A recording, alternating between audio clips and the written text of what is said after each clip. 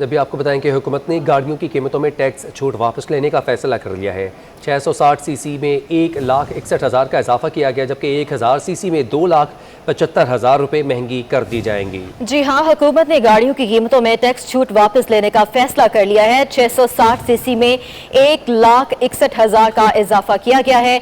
1000 CC में 2,75,000 रुपये महंगी कर दी गई है। कारसाज कंपनियों ने गाड़ियों की डिलीवरी 3 माह में करने की पाबंदी हवा में उड़ा दी है।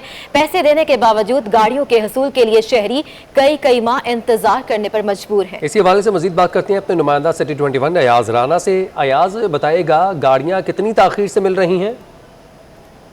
जी, जैसे कि हुकूमत की जानिब से ये दावा किया जा रहा था कि जो लार्ज मैन्युफैक्चर्स कंपनियां यानी कि जो गाड़ियां असम्बल और मैन्युफैक्चर करने वाले लोग हैं उनको पाबंद किया गया था कि वो 3 महीने के अंदर जो है वो लाजमी कस्टमर को जो है वो गाड़ी को डिलीवरी दें। लेकिन अब देखा यह जा रहा है जो हुकूमत की जानिब से एक रिलीफ पैकेज देना था, आवाम को उसका रिलीफ नहीं पहुंच रहा, क्योंकि जो बनाने गाड़ी साज कंपनियां हैं उन्होंने जो डिलीवरी है वो अब 3 माह से भी ज़्यादा चलेगी। उसके पीछे क्या वजूहत हैं? इस वक्त हमारे साथ all Pakistan motor car dealer association के चेयरमैन HM शहजाद मौजूद हैं, उनसे पूछेंगे कि क्या वजूहत हैं।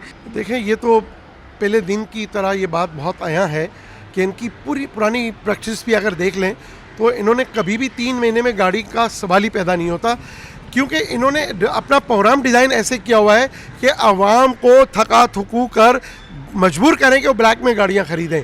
मुझे अच्छी तरह याद है कि आज से 2.5 माह पहले हुकूमत ने ऐलान किया था कि जी हम टैक्सेस भी कम कर रहे हैं और इनसे हम जो है कीमतें कम करवाएंगे, लेकिन हुकूमत ने अपने टैक्सेस कम किए, सेल टैक्स कम किया और FAD कम करके प्राइस कम करने की कोशिश की। लेकिन अभी 3 माह नहीं गुजरे और उन्होंने जो है गाड़ियों की कीमतें बढ़ा दी। बिल्कुल इसी तरीके से हम जब ये बात करने के लिए निकले तो हमें साहब मिल गए जिन्होंने अपनी गाड़ी तो बुक कराई और उनको अब तक डिलीवरी नहीं मिली। उनसे हम जानते हैं कि क्या हुआ आपके साथ वाकया जो अब तक आपको डिलीवरी नहीं मिल पाई। अस्सलाम वालेकुम। 3 महीने हो गए कंपनी में पैसे जमा कराए हुए हैं, अब तक मैं गाड़ी नहीं मिली है। हम मजबूर हो गए हैं कि हम अपनी कंपनी से पैसे वापस लेंगे और यूज़ गाड़ी की तरफ आएंगे। जैसे आवाम यही कह रही है कि उनका दावा जो हुकूमत ने किया, जो रिलीफ देने की बात की गई थी कि हर आदमी के पास गाड़ी हो, लेकिन वो गाड़ी लेना जो है वो कंपनियों ने ऐसी पॉलिसी बना दी कि वो बुकिंग पे तो जा रहे हैं लेकिन उसकी डिलीवरी नहीं देती। जब उनके पास शिकायत लेके जाएं तो वो कहते हैं आप बुकिंग कैंसिल करें और ओपन मार्केट से। अयाज राना आपने अपडेट किया। आलमी मार्केट में जुलाई के बाद एक दिन में खाम तेल की कीमत में 6% सस्ता हो गया। अमरीकी खाम तेल $74 फी बैरल से नीचे आ गया। आलमी मार्केट में खाम तेल की कीमतों में कमी से पाकिस्तानी मईशत को क्या फायदा होगा? जानते हैं अपने नुमाइंदा अशरफ खान से। अशरफ पे बताएगा आलमी मार्केट में खाम तेल की कीमतों में कमी आ रही है, क्या पाकिस्तान में भी जो पेट्रोलियम मसनूआत हैं उनकी कीमतों में कमी आ सकेगी इसके बाद? जी, देखा जाए एक दिन में जो देखा जा रहा है यूरोप में कोरोना की नई इक़साम आने पर खाम तेल की कीमतों में नुमाया कमी हुई है। जुलाई के बाद एक दिन में खाम तेल में सबसे ज्यादा कमी रिकॉर्ड की गई है। एक दिन में अमरीकी खाम तेल 6% सस्ता हो गया। अमरीकी डॉलर या $74 फी बैरल से नीचे आ गया। इस वक्त अमरीकी खाम तेल $73.78 फी बैरल पर ट्रेड हो रहा है। बेंचमार्क लंदन ब्रांड भी जो है 4.44% सस्ता हो गया, $78.60 फी बैरल पर ट्रेड कर रहा है। और यहाँ पे कहा जा रहा है कि खाम तेल की कीमतों में मुसलसल कमी से पाकिस्तान पर आमदी बिल जो है तेल का वो कम होगा। साथ ही खाम तेल मुसलसल अगर $80 फी बैरल से नीचे रहा तभी पेट्रोलियम मसनूआत की कीमतों में कमी का इम्कान है। जी अशरफ खान, मैं आपसे ये पूछना चाहूँगा कि पाकिस्तान ने जो पेट्रोलियम मसनूआत बाहर से ख़रीदी हैं, दरामद की हैं, उनकी ड्यूरेशन कितनी है, वो हमारे पास कितनी मौजूद है, और ये जो खाम तेल अभी सस्ता हुआ है ये क्या हम कब ख़रीद सकते हैं? जी, अमूमी तौर पे पाकिस्तान जो है 20 से 22 तारीख को हर माह की जो है ऑर्डर अपने प्लेस करता है। और आज हम देखें तो तकरीबन जो है 26 नवंबर है, ऑर्डर प्लेसमेंट जो है हमारी चली जाती है। लेकिन आज ही जो कोरोना वबा की जो लहर आई है उसकी वजह से जो है एक दिन में खाम तेल की कीमतों में नुमाया कमी हुई है। इसके असरात हैं कि आगे चल के जो $80 के नीचे रहेगा तभी नए ऑर्डर जो पाकिस्तान देगा उससे फ़ायदा होगा। क्योंकि इससे पहले अगर हम बात करें पिछले हफ्ते जिसमें पाकिस्तान ने ऑर्डर प्लेस किया तो उस वक्त जो है $84 $85 फी बैरल पर जो है ट्रेड कर रहा था खाम तेल। अब उसमें कमी हुई, नुमाया कमी हुई। अगर हम देखें अमरीकी खाम तेल $74 से नीचे ट्रेड कर रहा है। माशी माहिरीन का कहना है कि जिस तरीके से खाम तेल की कीमतों में कमी हो रही है ये मुसलसल जारी रहती है और $80 से नीचे खाम तेल रहता है, उसी के बाद ही पाकिस्तान की दरामदी बिल में कमी के हो सकेगी। बिल्कुल अशरफ खान साहब, यही पूछना चाहूँगा कि जो माहिर मईशात है उनका कहना है कि ये जो कीमत है ये मुसलसल कमी की तरफ जाएगी आलमी मार्केट में, इससे पाकिस्तान की मईशत को कितना फ़ायदा होगा, क्योंकि जो पेट्रोलियम मसनूआत पाकिस्तान में आती हैं जब वो सस्ती होंगी तो एक महंगाई की जो लहर है जो मुसलसल चल रही है, क्या उसमें कमी वाक़या होगी? जी, सबसे बड़ी कंसर्न देखें कि पाकिस्तान जो दरामदी खाम तेल जो मंगाता है उसके लिए डॉलर में पेमेंट करता है। पाकिस्तान में डॉलर मुसलसल महंगा हो रहा है, क्योंकि $1 की बात करें हम तो $1 आज भी जो है $175.50 पे मतलब जो पहुंचा हुआ है। अगर फर्क देखें तो आप डॉलर की खरीदारी $10,000 लेते हैं तो इस वक्त 17,50,000 रुपए का पड़ रहा है। अगर इसकी कीमत जब तक रुपए की कदर में बेहतरी नहीं होती है तो इसका ज्यादा असर जो है, ज्यादा फायदा वो आवाम तक नहीं पहुंच सकेगा। ठीक है, खातिर ख्वाह असर नहीं पहुंचेगा पाकिस्तानी मईशत पर अगर डॉलर की कीमत नीचे नहीं आती है। बहुत शुक्रिया अशरफ खान, आपने तफसीलन अपडेट किया। और अभी आपको बताएं कि इंटरबैंक में डॉलर बुलंद तरीन सतह से नीचे आ गया है। डॉलर की कदर में 1.52 रुपये का इजाफा और अब 52 पैसे रह चुका है। डॉलर चंद घंटों में ट्रेडिंग के दौरान ₹1.28 मजीद महंगा हुआ। इंटरबैंक में डॉलर 176.50 रुपए की बुलंद तरीन सतह से कम होकर 175.50 रुपए का हो गया। कारोबार के दौरान इंटरबैंक में डॉलर ₹1.52 महंगा हो गया था। डॉलर मुल्क की तारीख की नई बुलंद तरीन सतह 176.50 पर पहुंच गया था। 6 माह में इंटरबैंक में डॉलर 23 पैसे महंगा हो चुका और मुआशी माहिरीन का कहना है कि 6 माह में डॉलर महंगा होने से बैरूनी कर्जों के बोझ में 2,900 अरब रुपए का इजाफा हो चुका है। डॉलर महंगा होने से दरामदी अशिया मजीद महंगी हो जाएंगी। आपको बताएं कि नस्ला टावर को गिराने का अमल मुसलसल तीसरे रोज भी जारी है। इमारत की ग्राउंड प्लस 5 की दीवारें तोड़ने का अमल मुकम्मल कर लिया गया है। दूसरी जानिब नस्ला टावर पर मुमकिन मुजाहरे की पेश नजर रेंजर्स और पुलिस की इजाफी नफरी तैनात कर दी गई है। ताज़ा तरीन सूरत हाल आपको बता रहे हैं कि नस्ला टावर को गिराने का अमल तीसरे रोज भी जारी है। इमारत की ग्राउंड प्लस 5 की दीवारें तोड़ने का अमल मुकम्मल कर लिया गया है। दूसरी जानिब नस्ला टावर और जो दीगर इलाके हैं वहाँ से मुमकिन तौर पर मुजाहरे के पेश नज़र रेंजर्स और पुलिस की इजाफी नफरी को तैनात कर दिया गया है ताकि किसी भी नागहानी सूरत हाल से और काम में रुकावट का सामना ना करना पड़े। नस्ला टावर को गिराने का अमल मुसलसल तीसरे रोज़ भी जारी है। मजीद क्या तफसीलात हैं, ताज़ा तरीन सूरत हाल इस वक्त वहाँ पर कैसी है, जानते हैं रिजवान अहमद से। रिजवान बताएगा, नस्ला टावर की इमारत गिराई जा रही है, कितने फ़ीसद काम मुकम्मल हो चुका है?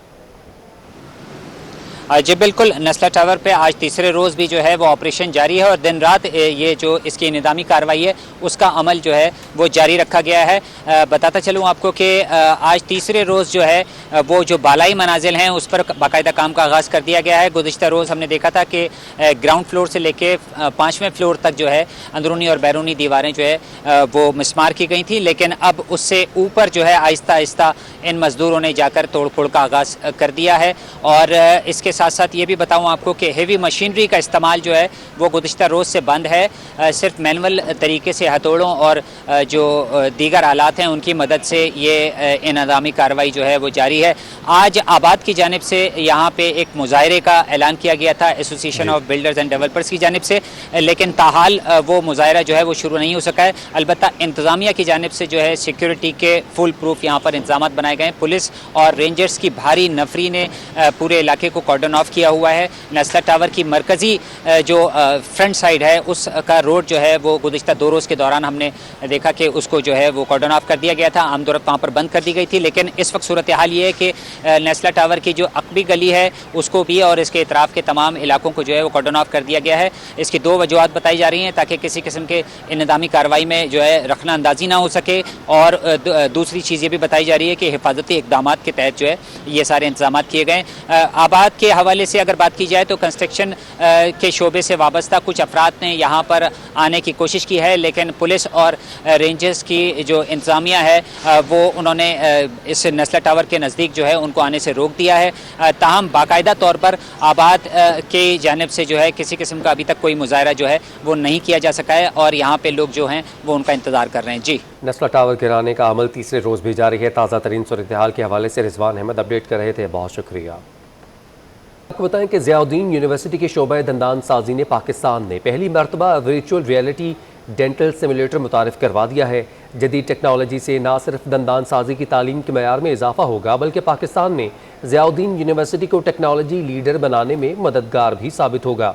ज़ियाउद्दीन यूनिवर्सिटी में जदीद technology, virtual reality, dental simulator and 3D virtual inspection table की इफ्तिताही तकरीब का इनेकाद किया गया, जिसमें chancellor Ziauddin university doctor Asim Hussain ने बतौर मेहमान खुसूसी शिरकत की। यूनिवर्सिटी के dean faculty of health sciences doctor Zafar, global operations बराए HR सिमुलेशन जेम्स मार्की और तालिब इल्मों की बड़ी तादाद ने शिरकत की। डॉक्टर आसिम हुसैन का कहना था कि जदीद तरीन टेक्नोलॉजी से आरास्ता virtual reality, dental simulator and 3D virtual inspection table की तनसीब से शोबा दंदान साजी में इनकलाब बर्पा हो जाएगा। जनूबी एशिया में ये पहला जदीद तरीन सिमुलेटर है जिससे डेंटल बेहतरीन माहिर दंदान साज इस्तिफादा हासिल कर सकेंगे।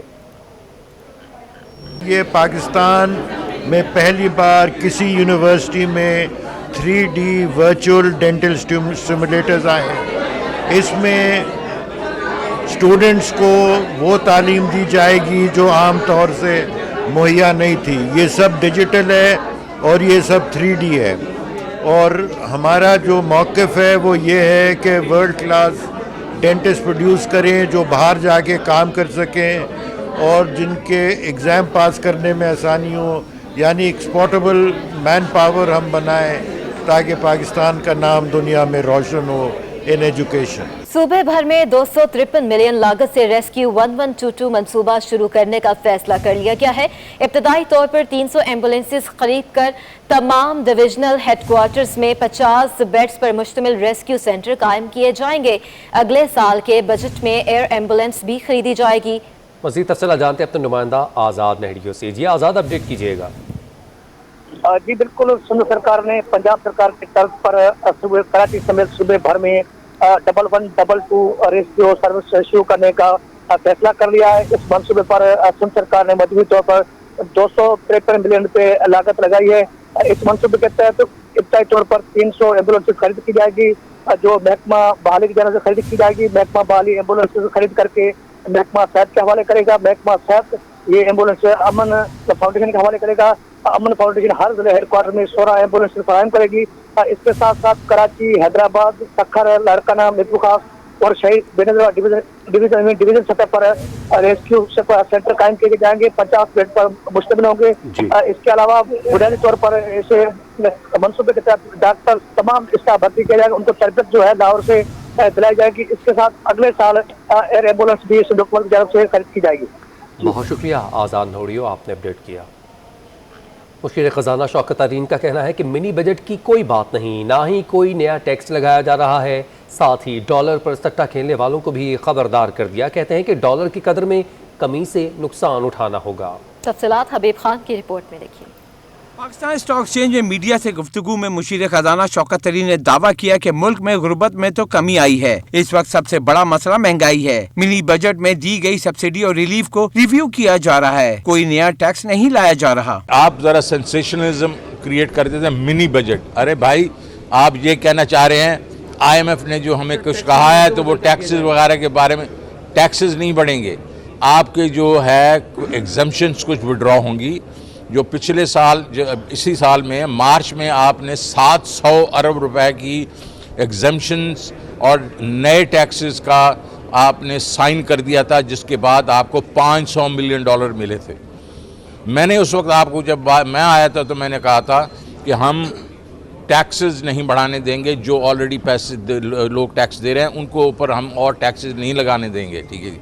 मुशीर खजाना का कहना है कि डॉलर के मुकाबले रुपया इस वक्त 10 रुपए अंडर रेट है। इस वक्त रियल एक्सचेंज रेट 167 रुपए से 168 रुपए के दरमियान होना चाहिए। सट्टेबाजों अफवाहों की वजह से डॉलर महंगा हुआ। एक्सचेंज रेट है उसके जो एक्सपर्ट्स हैं वो कहते हैं हमारा रुपया जो है 166, 167, 165 के करीब होना चाहिए। लेकिन वो 176 पे अगर इंटरबैंक में आ रहा है तो इसका मतलब वो हमारा रुपया जो है वो तकरीबन 10 रुपए जो है वो अंडर वैल्यूड है। अंडर वैल्यूड क्यों है? वो इसलिए है कि हमारा स्पेकुलेटर उसको कर रहा है। अफवाहें कुछ ये भी आ रही हैं कि जी ये रुपया जो है ये डीमोनेटाइज हो जाएगा और ये कि जनाब इसके बीच में और लोगों में थोड़ा सा पैनिक क्रिएट करने के लिए कुछ ऐसी चीज़ नहीं होने वाली। शौकत तरीन का कहना है कि हालात इतने खराब नहीं हैं। रवां साल किसान खुशहाल होने लगा है। गाँव और देहातों में मोटरसाइकिलों की खरीदारी बढ़ गई है। रवां साल चीनी की बम्पर फसल हुई और गंदम की भी बम्पर फसल की उम्मीद है।